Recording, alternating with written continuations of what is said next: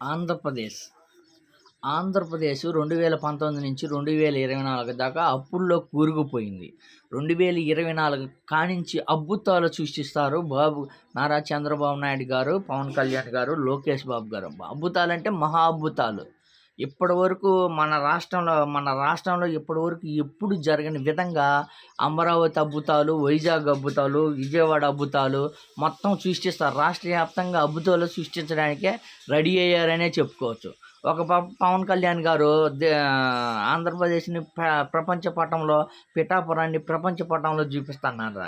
అదే విధంగా కొనసాగుతున్నారనే చెప్పుకోవచ్చు. నిజంగా బాబు గారు వస్తే 40 ఇయర్స్ ఇండస్ట్రీ కదా, అభివృద్ధి చేస్తారు కదా అని ఏదైతే హామీలు చెప్పారో ఆ హామీలను చెప్పి బాబు గారికి ఓట్లేసి గెలిపించారు.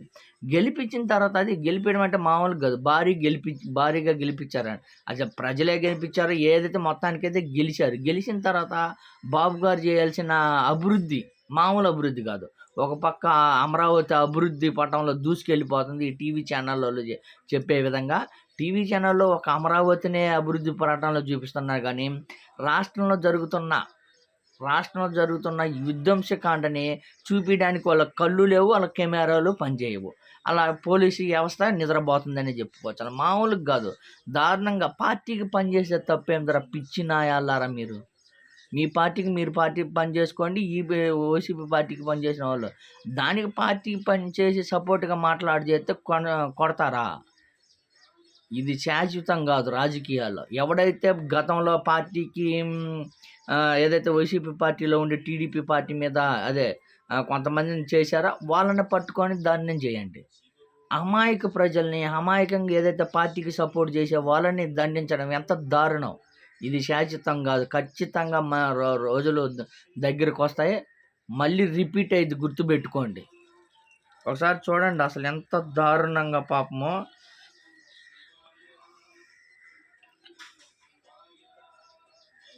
అసలు చూడండి, అసలు తలలు పగలగొట్టేసి చూడు ఎంత దారుణంగా. అభివృద్ధి అంటే ఇదే? 40 ఇయర్స్ సీనియారిటీ అంటే ఇదే? ఇళ్ళ మీదకు పడి ధ్వంసం చేసి రోడ్ల మీద కత్తులు కటార్లతో వైఎస్ఆర్ విగ్రహాలను ధ్వంసం చేయడము, ఎక్కడ పడిన ఆ పేరు కనపడితే ధ్వంసం చేయడం ఎంత దారుణం చూడండి. ఆటోలు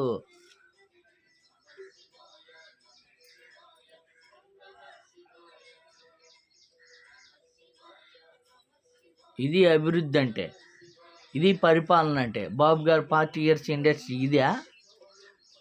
పవన్ కళ్యాణ్ గారు కనీసం ఇప్పుడు నోరు మెదలపడం లేదే.